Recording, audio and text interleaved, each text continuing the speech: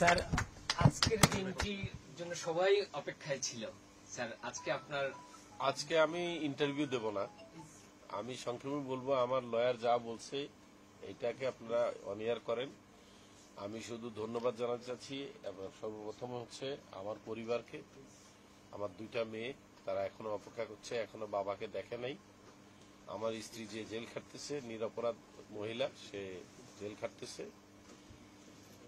এরপরে আমি ধন্যবাদ জানাবো এসানুলক সমাজী, যে আমার বন্ধু 40 বছরের, যে আমার পাশে ছিল।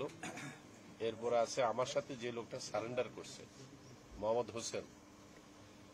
আমি যখন তাকে জিজ্ঞাসা করেছিলাম যে আপনি কেন সারেন্ডার করতে আসছেন, বলছে আমি সারেন্ডার না করলে আপনি জেলে বাঁচবেন না, আপনাকে মাইরে ফেলবে।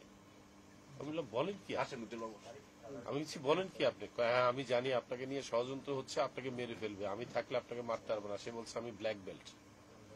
তো আমি হাইসা দিছি, আমি বলছি ব্ল্যাক বেল্টের দরকার নাই, জেলখানে আপনি আমার সাথে যে সারেন্ডার করছেন এই জন্য আমি কৃতজ্ঞ। এখন আবার বলতেছি আমি তার কাছে কৃতজ্ঞ। অত্যন্ত ভালো মানুষ, সহজ সরল, আমার মতো এত ইন্টেলিজেন্ট না।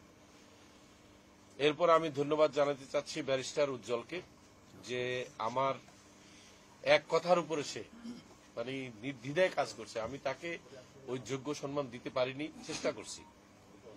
এরপরে আমাদের এই সুন্দর প্রতিষ্ঠানকে আটকে রাখার জন্য নিরলস ভাবে যে কাজ করে গেছে টিপু আলম মিলন। আমি আপনাদের প্রত্যেকটা 27শে ডিসেম্বরের অনুষ্ঠান দেখতাম, আজকে বললাম সবগুলা দেখতাম। এরপরে রয়েছে আমার পিছনে দাঁড়ায় আছে সর্দার আব্দুর রউফ, উনিও কিন্তু আমাদের পারিবারিক বন্ধু, কিন্তু তার কাছে কৃতজ্ঞ। এরপরে কৃতজ্ঞতা আজকে আমার সবচেয়ে বেশি খারাপ লাগতেছে যার জন্য, সে হচ্ছে জেনারেল হারুন সাহেব। ওনাকে আজকে জেল দিছে এবং আমি সেখানে ওনাকে বলে আসছি যে হিসাবে কিন্তু আপনার, আমার স্ত্রীর, আপনাদের কিন্তু খালাস পাওয়ার কথা। আপনারা তো কেউই না, ট্রি প্লান্টেশনের কিছুই না, আপনারা তো হলেন প্রক্সি ডাইরেক্টর। আমি না হলে একটা নাটের গুরু, আমি বাংলাদেশে একটা আকাম শুরু করছি, তাই না? কিন্তু আপনাকে তো, আমি কিছু আপনি টেনশন করেন না। একটা কাজ হবে, এই যে আপনি আসছেন, আমরা কিভাবে জেলে ছিলাম কিছুটা অনুধাবন করতে পারবেন। আমি আমার থেকে চেষ্টা করব আপনাকে কতটুকু কি করা যায়, আমি এটা বলেছি ওনাকে মিস করতেছি আমি। আর একটু পরে কিন্তু হোসেন সাহেব আসবে কাশিমপুর থেকে, উনি বের হবে রাত 10টা। এখন কয়টা বাজে? 8:18। উনি 10টার সময় বের হবে, আসলে উনি 5 মিনিটের জন্য আপনাদেরকে হাই হ্যালো দিতে আসবে। আপনারা ওনাকে রিসিভ করে ওনাকে আমার রুমে না, আমার এই চেয়ারে বসাই ইনশাআল্লাহ। এখানে বসায় বলুন স্যার এখানে আপনার বসতে বলছে, আপনি আমাদের উদ্দেশ্যে 5 মিনিট কথা করে চলে যান। সে তার মাকে দেখতে যাচ্ছে। বাংলাদেশের প্রবীণতম মানুষ, জানেন ওনার মায়ের বয়স কত? 117 বছর।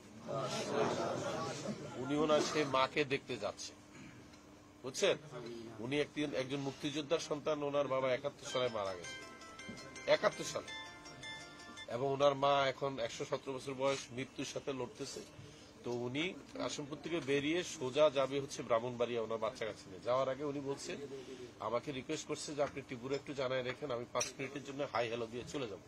আচ্ছা আমি আর কিচ্ছু করবো না, জাস্ট হাই বাই দিয়ে চলে যাবো। মানে উনি যে বাইরেছে এটা মানুষের দেখুক, উনি ওই চেহারাটা দেখাইতে চাচ্ছে।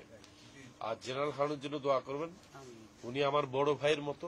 আমি যদিও তার সাথে বিভিন্ন কারণে আমি করতাম, আমার একটু তর্ক করার স্বভাব, কিন্তু আমি তার সবসময় কিন্তু শ্রদ্ধা করতাম ইয়ার মতো, বড় ভাইয়ের মতো। আমি কোনো সময় ওনাকে জেনারেল হিসেবে দেখতাম না। আমি অলওয়েজ বলছি, আপনি আমার কাছে জেনারেল না, আপনি আমার কাছে বড় ভাই। আপনার বিরুদ্ধে অভিযোগ করলে আমি একা একা করবো, আপনি আমাকে শাসন করবেন, কোনো সমস্যা নেই। এই লোকটাকে আমি মিস করতেছি এবং দেখি আমি কতটুকু ওনাকে কি করতে পারি। আর আমার ফ্যামিলির জন্য আপনারা দোয়া করবেন। আমার 2টা বাচ্চা, একটা আমি পালতাম, 3টা মেয়ে কিন্তু আমার বড় মেয়েটা কিন্তু পালক, তারপরে বড় মেয়ে, তারপরে ওরসজাত মেয়ে হয়েছে, এবং আরেকটা মেয়ে। 3টা মেয়েকে আমি একটাকে 16, একটাকে 13, একটাকে 10 বছর রেখে জেলে ঢুকছি। এর চাইতে দুঃখজনক আর কিছু হতে পারে না। আর দুদকের মামলা, আইন কারণ এগুলা সমাজই বলবে, কোনো সমস্যা নাই।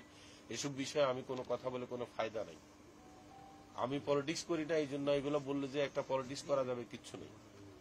আমি শুধু এইটুকু বলবো যে সম্পূর্ণভাবে আমি এটা বলতে রাজি না যে ভুল বুঝে আমাদের বিরুদ্ধে মামলা করছেন। নো, এই মামলাটা উদ্দেশ্যমূলক। এই মামলাটা করার পরে আমাদেরকে অফার দিছে, আমাকে আর হোসেনকে রিমান্ডে অফার দিছে যে এক শর্তে আপনাদের বিরুদ্ধে মামলা তুলবো। কি শর্তটা কি?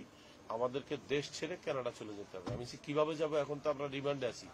বলে যে আপনাদেরকে আমরা এয়ারপোর্টে নামাই দিয়ে আসবো, ফ্যামিলি নিয়ে আসেন, টিকিট কেটে দেবো, দেশ ছেড়ে পালাবেন, আমরা বলবো আমাদের কাস্টডি থেকে তারা পালায় গেছে, আপনাদের নামে আমরা ঘোষণা করব যে তারা পালায় গেছে। আমি কি গ্যারান্টি আছে যে আপনি আমাকে এয়ারপোর্টে নেওয়ার সময় ক্রস ফায়ারে মারবেন না? আমি আমাকে নাজিমুদ্দিন রোডে জেলখানায় পাঠান, আমি কোনোদিন দেশ ছাড়বো না। আমাদের কিন্তু দেশ ছাড়ার অফার দেওয়া হয়েছিল, তারপরে 2-3 দিন পরে অফার দিছে ভিন্ন, ঠিক আছে আপনি দেশ ছাড়বেন না, থাকেন, এবারের অফারটা আপনার জন্য ভালো। আমি কি বলেন, কিচ্ছু না, শুধু ডেস্টিনি 2000 বন্ধ করে দিতে হবে, MLM কোম্পানিটা বন্ধ করে দিতে হবে, আর কোনো কোম্পানি বন্ধ করার দরকার নেই। আমি বলছি 45 লক্ষ লোক বেকার হবে, বলছে এটা আপনার দেখার বিষয় না। আমি বলছি আওয়ামী লীগ সরকার ভোট হারাবে, বলছে আমরা ভোটের চিন্তা করি না, ডেস্টিনি বন্ধ করতে হবে। আপনি আমাদের জন্য অনেক বিব্রতকর, অনেক ডিস্টার্ব করতেছেন, হয় দেশ ছাড়েন নাহলে ডেস্টিনি বন্ধ করেন। আমি বলছি দুইটার একটা করবো না, জেলখানায় পাঠান। সাক্ষী কিন্তু মোহাম্মদ হোসেন বলবে একসময়। এগুলো হচ্ছে রিমান্ডে আমাদেরকে জেরা করছে।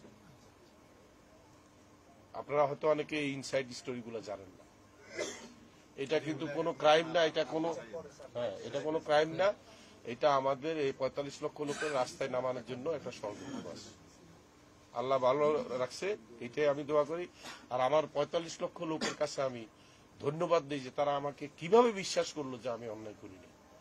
তারা কনফিউজ হতে পারত যে আমি অন্যায় করছি, কিন্তু তারা বিশ্বাসই করে নাই।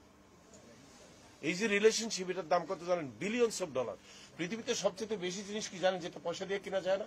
সম্পর্ক। এটা পয়সা দিয়ে কিনা যায় না। একটা লোক আমাকে বিশ্বাস করে বলে আছে 12 বছর যে আমি বাইরে হবো, আমি তার টাকা ফেরত দেবো, এটা আপনি কত টাকা দিয়ে কিনতে পারবেন?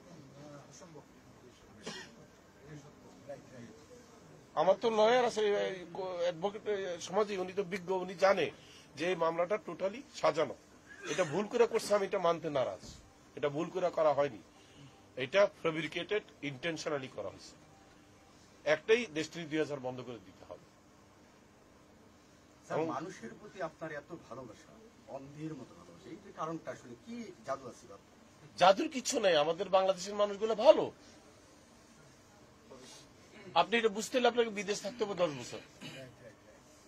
আপনারা কে কি জানেন আমি জানি না, হয়তো 1% মানুষের জন্য বদনামি হচ্ছে আমাদের দেশের।